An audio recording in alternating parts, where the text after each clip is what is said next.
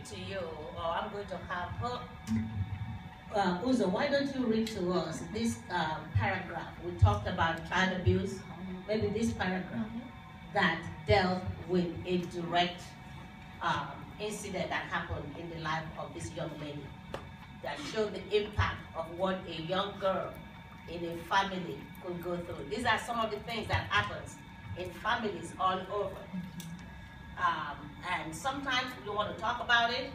Sometimes it's repressed. Sometimes it comes back to us. But Uzo has been able to write this book through remembered memories, through experiences that she has also shared with others. I started to tremble because I knew Floressa had beaten me and cursed me many times before because my writing and spelling were so bad. I wanted to make sure I wrote my name as perfectly as I could get it. I took the pen she handed me. I saw she signed Ada's name, Uche's name, and then my name should come next. Gently, I began to write my name. And after I finished writing it, I put a period after it. She then knocked me on the head with a closed fist and then slapped me across my face. "Are you the last child?" She yelled at me. "Do you think you're the last child? So Junior and Nandi are not your father's children too?" She pushed me away with her forearm as I looked at her with tears in my eyes. "I can't even get this right," I thought to myself. I stood there in front of her in case she was not done scolding me. I noticed her as she changed the period into a comma. That's how I learned the period comes when a sentence is over and you use a comma when listing things. Wow. The title of this book, Ages of Suffocation, Remembered Dreams. How did you come up with it?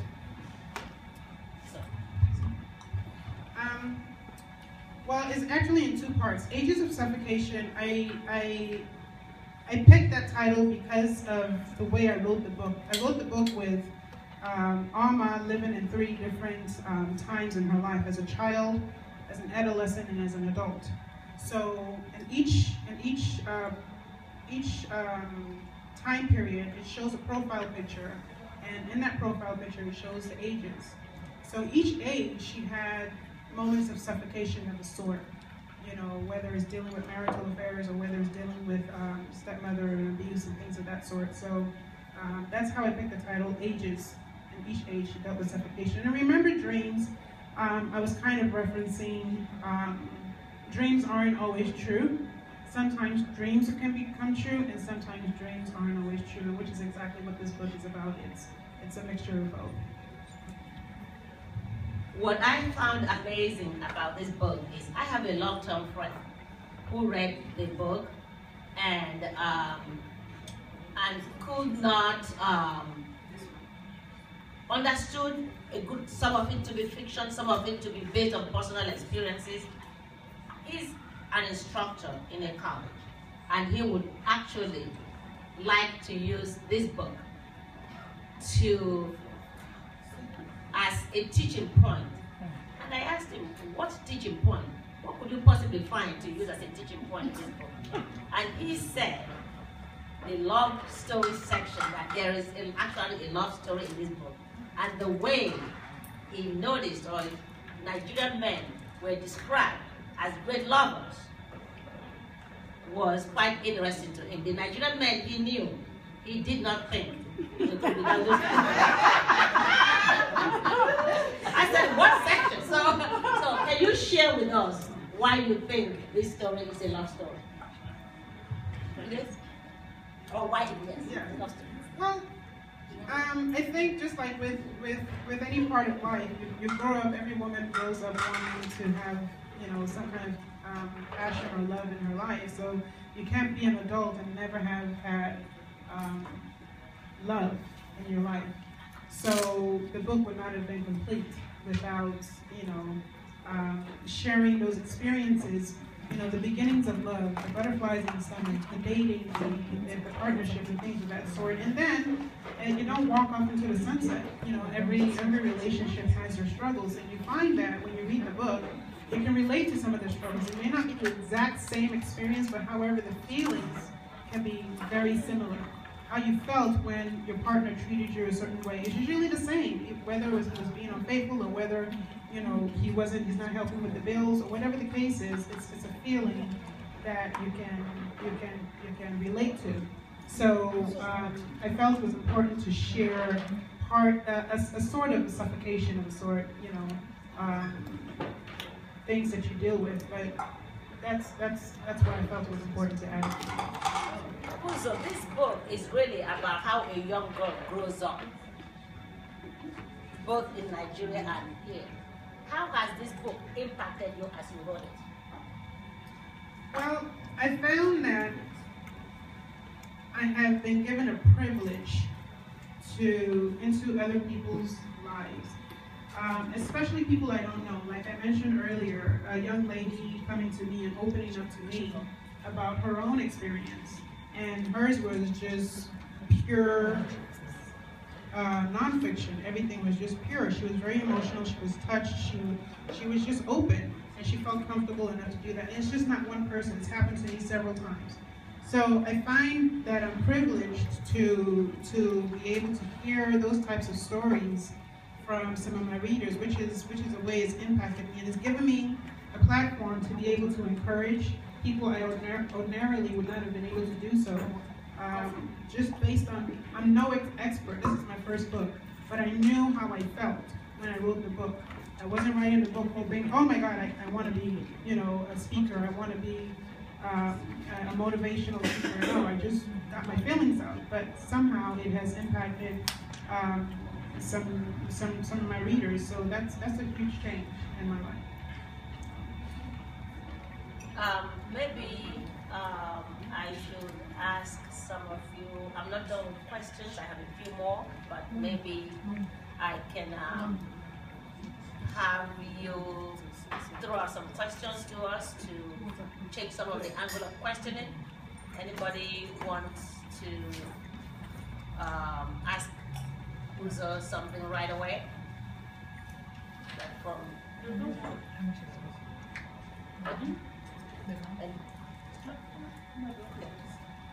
Can you share? Yes. Oh, okay. I don't have a question per se, but I have a commentary. It's going to be short. I don't know whether that. What is It's green. Well, of course. So now it's on. So I don't really have a question, but I read this book. Like she said, you know, it's also, it could be emotional. There's a huge love story in it.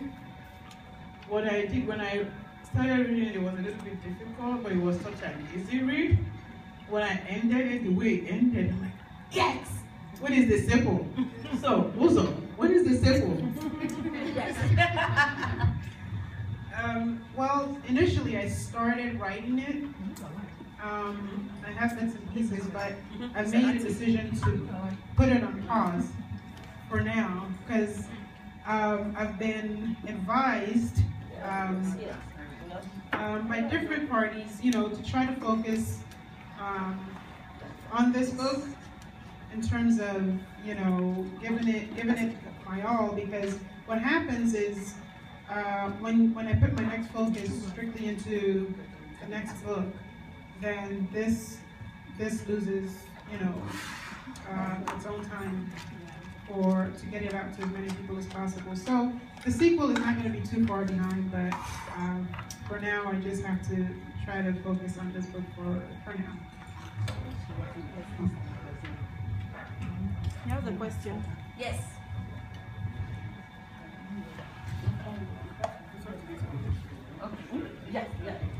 Also, everybody keep talking about the women that read this book, what they say to you. Are men reading the book?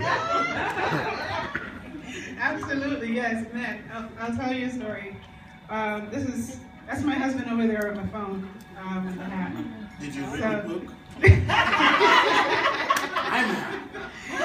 So my husband has come somewhat of a local celebrity amongst his friends, and so in the Bay Area, we come from the Bay Area, and you know he gets phone calls almost daily about the book and his character. So he gets called that name, Sebastian. So anyway, he was telling me about a certain individual, a male, that I guess he bought the book and he gave the book to his nephew who had just come from Nigeria, and basically the guy finished it in one night. And he went to his uncle and said, "Who wrote this book? Oh my God!" He couldn't put it down, and I got this information from my husband. So, but it wasn't the basis of the phone call.